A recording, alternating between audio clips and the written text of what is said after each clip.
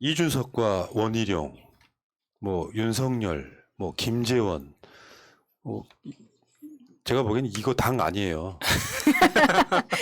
그러면 당이 아니면 당이 뭘까요? 아니야. 동아리. 당더라 당당당당당인가? 나는 여기서 원희룡이 제일 나쁜 놈이라고 보는데 음. 그 서로 간에 대화한 거를 까는 거 있잖아요. 예, 이거는 진짜 비열한 행위예요. 예, 그 맥락에서 이따 황교익도 좀 이야기를 해드릴게요. 그러니까 하지 말아야 될 일이 있다고. 예. 근데 개인적으로 통화한 이야기를 그대로 까는 행위. 이렇게 저렇게 말했는데 상대방을 믿고 사적인 대화를 했는데 그거를 자기가 유불리에 따라서 그냥 까버리는 행위 있잖아요. 사적인 대화라는 건 방송이랑 달라서 표현이 세지기도 하고 저도 방송으로 이야기하는 거랑 밖에서 다른 사람하고 이야기하는 거 다릅니다. 그렇죠.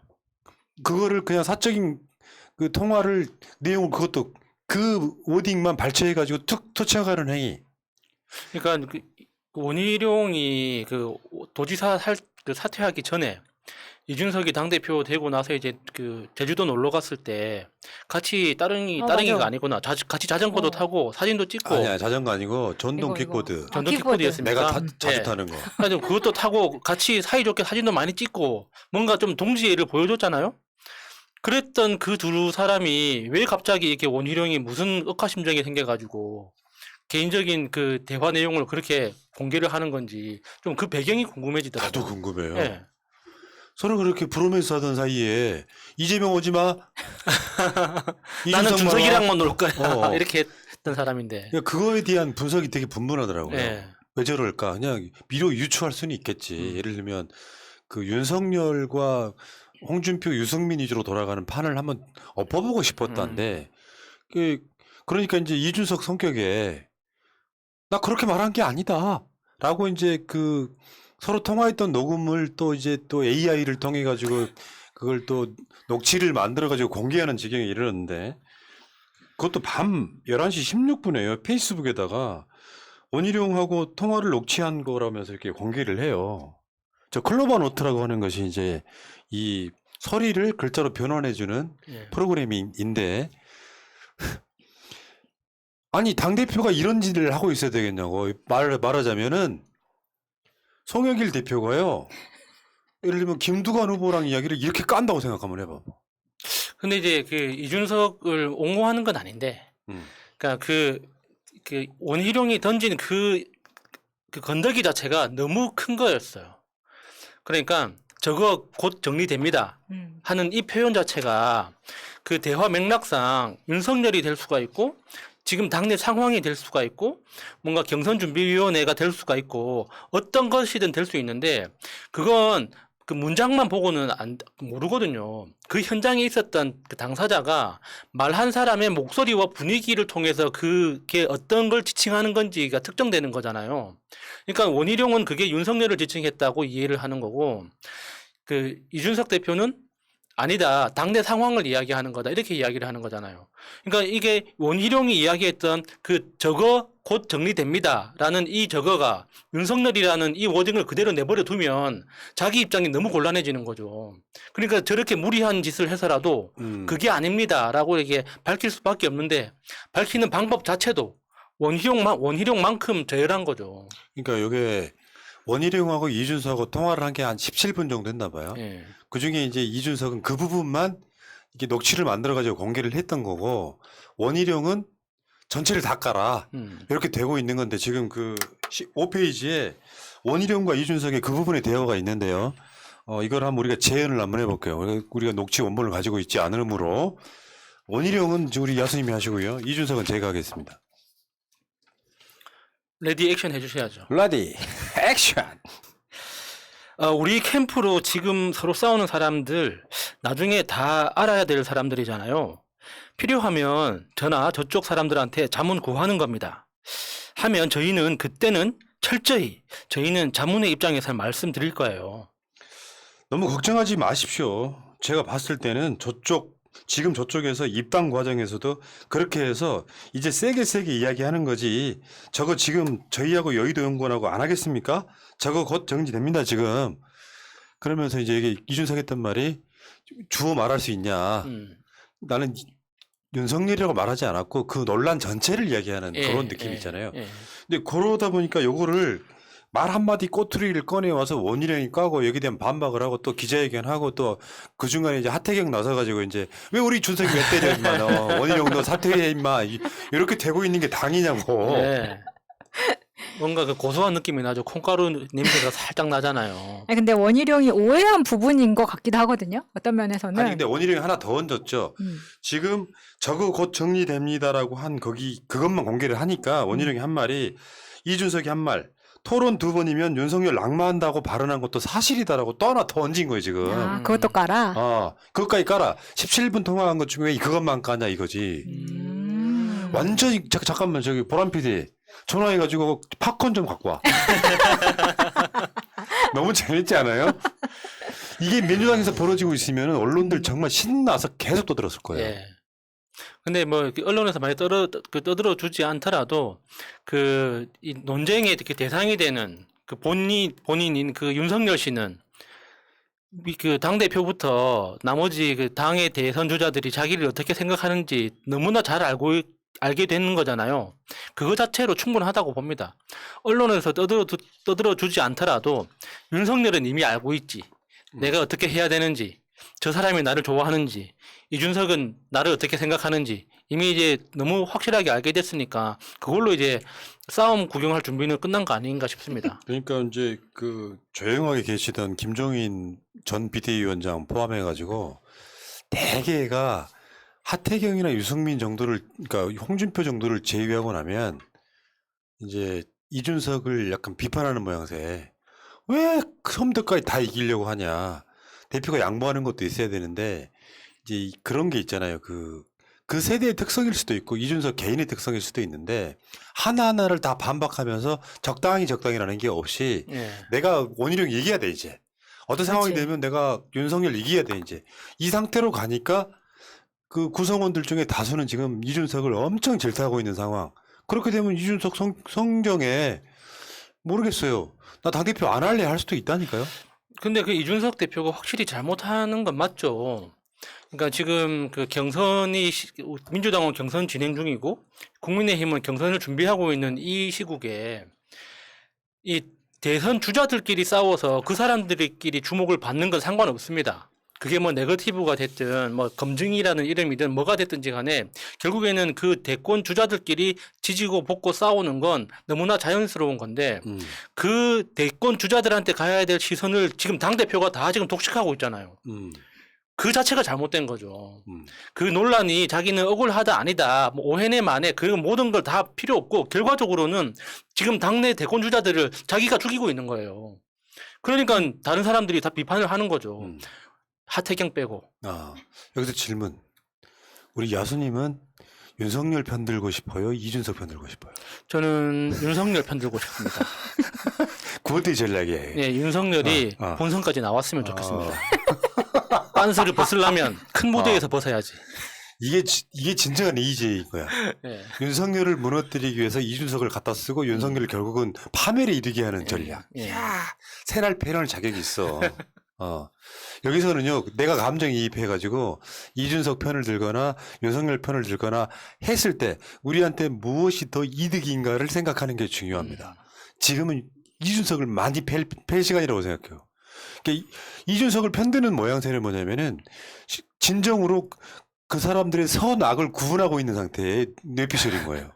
누가 저 사람 나쁘다는 우리한테 아무 중요하지 네, 않아. 그렇죠. 다만 내가 봤을 때 인간적으로 보면 원희룡은 진짜 나쁜 놈이에요. 이게 말이 되냐고. 개인적으로 한 대화는 까는 게 아니야. 그건 서로 간의 A에 벗어난 행동이에요. 그렇죠. 인간적 예의도 그렇고 정치적으로 보더라도 원희룡은 윤석열을 때리는 게 자기한테 더 이익이지. 당대표를 때린다고 자기한테 돌아올 이익이 뭐가 있습니까? 내가 이 방송하면서 신비영이 나한테 줬던 교훈을 하나 말씀드릴게요. 신비영이 그런 시민사회에서 엄청나게 마음을 많이 다친 사람이야.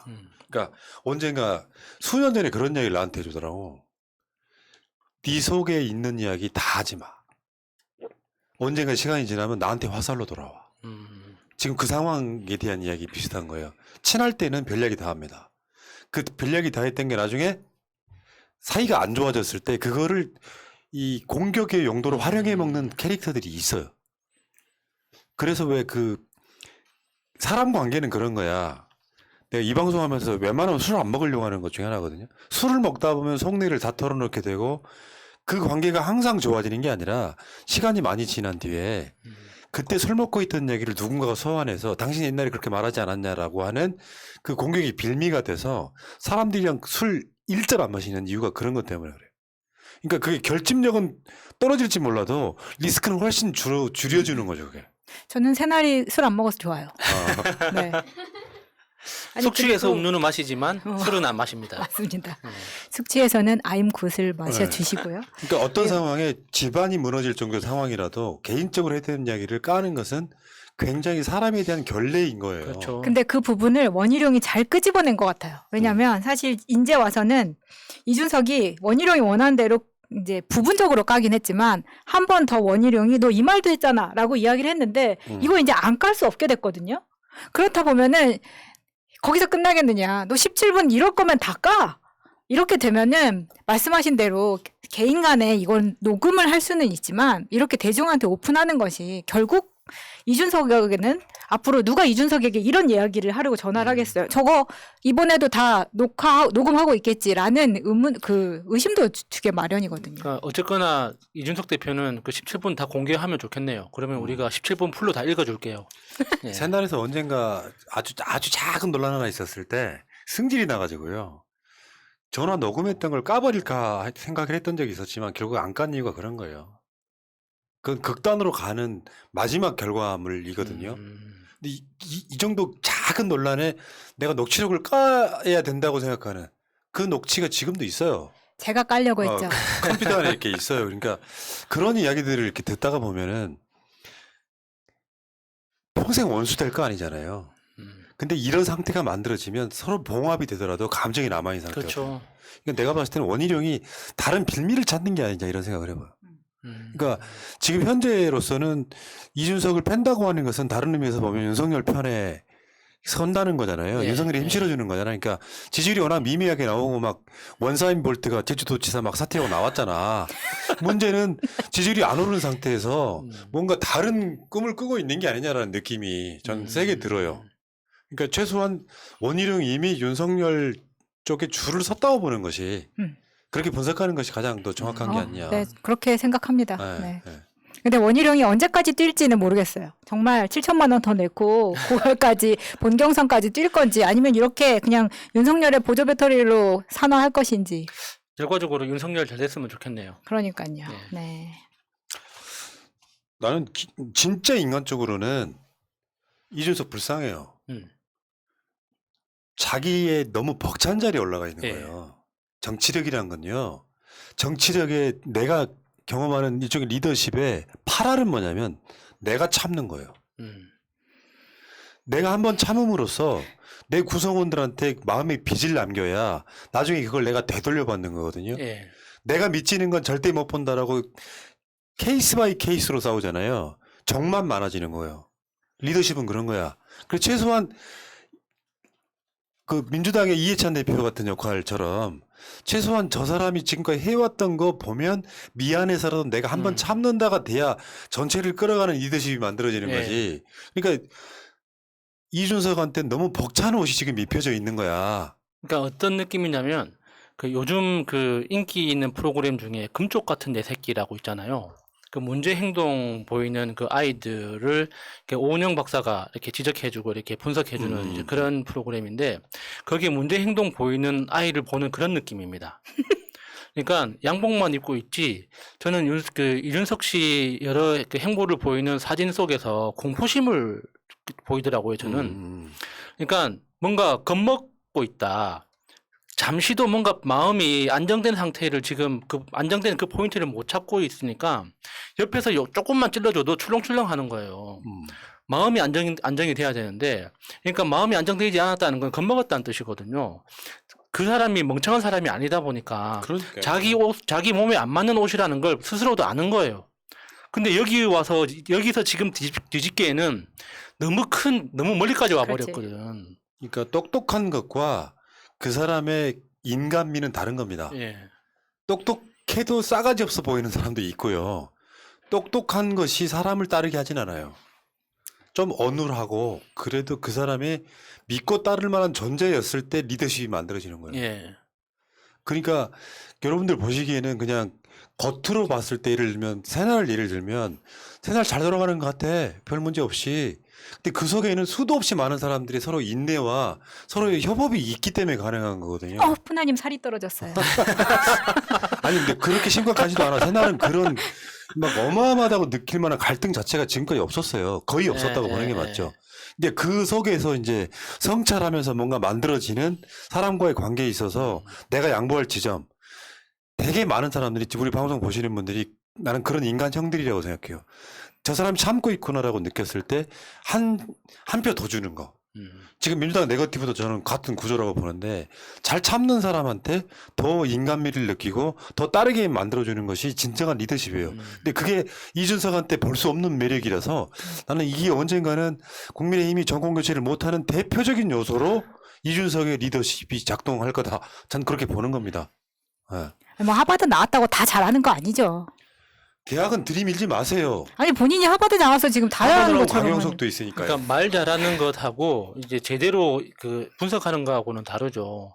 말만 그렇게 빠르게 열심히 제대로 한다고 해서 그게 능력이나 실력으로 반영되는 것도 아니고 특히나 가장 큰 패착이 이준석이라는 사람 자체의 인생이 그러니까 대학교 졸업하고 나서 방송 패널 외에는 해본 일이 없습니다. 그러니까 다른 사람한테 까여본 적도 없고 누군가한테 평가를 제대로 받아본 적도 없고 아쉬운 소리 해가면서 월급 받아본 적도 없어요.